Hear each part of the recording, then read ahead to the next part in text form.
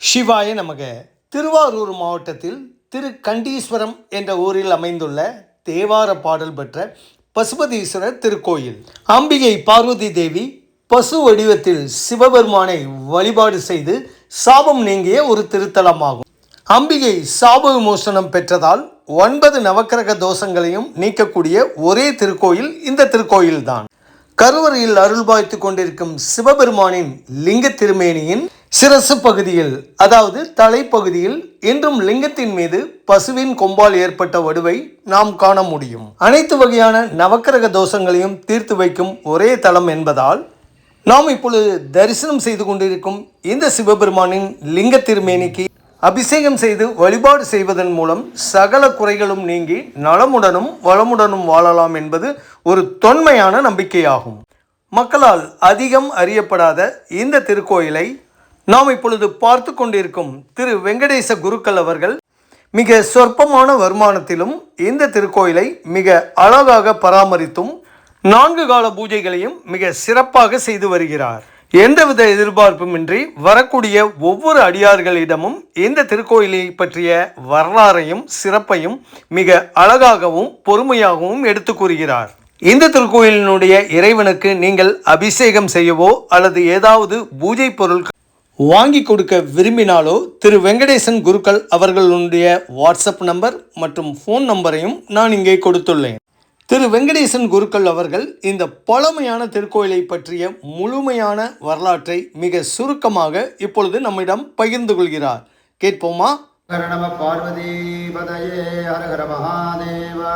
தென்னாருடைய சிவனே போற்றி, எண்ணாற்றவர்க்கும் இறைவா போற்றி. எல்லாம் வல்ல நமது சாந்தனாய் உடனாகிய பசுதீஸ்வர பெருமான் ஆலயத்திலே அற்புதமான வகையிலே இந்த கார்த்திகை மாதம் விசேடமான முறையிலே தீர்த்தவாரி மகோத்சவம் நடைபெற்று வருகிறது. திருக்கைலாயத்திலே சிவபெருமான் உமாதேவி அமர்ந்திருக்கும் போது தேவரகசியனா சுவாமி என்ன பண்ணுறாங்கன்னா அம்பாளை உபதேசிக்கும் போது அம்பாள் செவி கொடுத்து கேட்கிற காரணத்தினால சிவபெருமான கோபங்கள் ஏற்பட்டு பசுவா போ என்று சொல்லிடுற அம்பாள் பசுரூபமாகி கைலாயத்தில் கிளம்பி பூலோகம் இறைவன் தேடி வரும்போது சுவாமி வில்வாரணத்தில் தபசு நிலை கொண்டிருக்கும் போது அம்பாளுக்கு ஒரு ஆனந்த சந்தோஷம் ஏற்பட்டு கொம்பால கிளறார். கிளறும்போது சுவாமியோட அந்த கொம்பு போய் சுவாமி சிரசில் பட்டுறது. பட்டவது தலை 2 பாகமாக போய் ஒரு பக்கத்தில் உதிர புஷ்கரணி சொல்ல ரத்த குளமாகவும் ஒரு பக்கத்தில் க்ஷீர புஷ்கரணி சொல்ல பால் குளமாக ஆகிறது. இந்த நிகழ்வானது கார்த்திகை மாதம் வியாழக்கிழமை யமகண்ட நேரத்தில் அந்த கொம்பாடு தீர்ந்த காரணத்தினால வருடத்தில் ஒரு முறை கார்த்திகை மாதம் வரக்கூடிய வியாழக்கிழமை அன்று யமகண்டத்தில் தீர்த்தவாரி மகோத்சவம் நடக்கும். பசுக்கு அதிபதியாக பசுபதி ஈஸ்வரம் பெரு அம்பாளோட திருநாம சாந்தனாகி. திருநா பெண்களுக்குரியது. பசுவோட கொம்பு பேரு கொண்டியில சம்ஸ்கிருதம். கொண்டி என்றாலும் சம்ஸ்கிருதம். ஈஸ்வரனை கண்டுபிடிச்சதால் திருக்கொண்டீச்சரா என்று திருநாமம் கொண்டு இந்த கேத்திரமாக இருக்கின்றது. நாகவரிச பெருமா 7ஆம் நூற்றாண்டில் இந்த கேத்திரத்தில் பாடிட்டு திருக்கோவில் போய் முக்தி அடைகிறார். அப்போ இந்த கேத்திரம் 2 பதிகம் ஒரு அர்த்த புஷ்டியாக பாடப்பட்ட திருத்தலம். வரைகளேன் புலன்கழிந்தும் வரைகளாய் பிறவிமாய் புறையிலே அடங்கி நின்று புறப்படும் வழியுங்கானே அறையிலே மிடுநாகத்து அண்ணலே அஞ்சலனாய் திரையுலாம் வடனவேலு திருக்கொண்டீச்சரத்துராணி ஒரு அதிகமும் பாலனாய் கழிந்த நாளும் மணிமலர் கோதைமான மேலனாய் கழிந்த நாளும் மெலிவரும் நூக்கு கோலனாய் கழிந்த நாளும் குறிக்கோளாக கேட்டேன் செயல்குலாம் வடனவேலு திருக்கொண்டீச்சரத்துராணி ஒரு பதிகத்தை இந்த க்ஷேத்திரத்தை விண்ணப்பித்திருக்கார். இந்த க்ஷேத்திரத்தில் நவகிரகம்லாம் ஆகம பிரதிஷ்டை எல்லாமே சூரியனை பார்த்து இருக்கும். அது ஒரு விசேஷம். அது மட்டும் இல்லாமல் நமது மகாலட்சுமி வாயு பாகத்தில் ஜேஷ்டாதிபதி அம்பாள் இருக்கின்றார். அந்த அம்பாள் வழிபாடு செய்தோம்னா நம்ம பையனுக்கோ பொண்ணுக்கோ கல்யாணம் தடைப்பட்டுக்கிட்டே இருக்குது, சீக்கிரம் ஆகணும்னு நினைச்சோம்னா அந்த அம்பாள் வழிபாடு செய்யலாம். அது மட்டும் இல்லாமல் கல்யாணம் குழந்தை செல்வம் இல்லைன்னா அம்பாள் வழிபாடு செய்தோம்னால் கட்டாயமாக குழந்தை செல்வம் கிடைக்கும், விவாகம் கல்யாணமாக நடக்கும். அது மட்டும் இல்லாமல் இந்த தூளில் ஜுரகரேஸ்வரம் சுவாமி இருக்கிற அந்த சுவாமி 3 காலம் 3 கை அகஸ்தியர் வழிபட்ட ஒரு திருத்தலம். நமக்கு ஜுரங்கள் ஏற்பட்டால் உச்சிகால வேலைன்னு சொல்லக்கூடிய ஞாயிற்றுக்கிழமை வியாழக்கிழமை உச்சிகால வேலையில் சுவாமிக்கு வெந்நீர் வச்சு அபிஷேகமும் புல்கர் சாத நிவேத்தியம் பொரிச்சரை சமைச்சு நேவேத்தியம் பண்ணி அந்த பிரசாதத்தை யாரும் உடம்பு முடியல அவன் வந்து அந்த பிரசாதத்தை சாப்பிட்டா உடம்பு நிவர்த்தி ஆகும் என்று பிரமாணம் சொல்லிக்கிறது. ஒரு பழமை வாய்ந்த ஒரு திருத்தலம். இந்த ஊருக்கு வரணும்னா திருவாரூர்லேருந்து சன்னானூர் மார்க்கத்தில் சன்னானூர் நன்னீரம் போகிற மார்க்கத்தில் தூத்துக்குடி என்ற ஒரு கிராமத்தில் ஆற்றுக்கு வடவண்ட பாகத்தில் ஒரு மரப்பாலம் உள்ளது, ஒரு சிந்து பாலம் உள்ளது. அதை கடந்து நம்ம வந்தால் கோயில் சேரலாம். கும்பகோணம் விட்டு நாகை செல்லும் வழியில் தூத்துக்குடி என்ற கிராமத்தில் ஆற்றுல இறங்கி தென்பாக வந்தாலும் இந்த கோயில் சேரலாம்.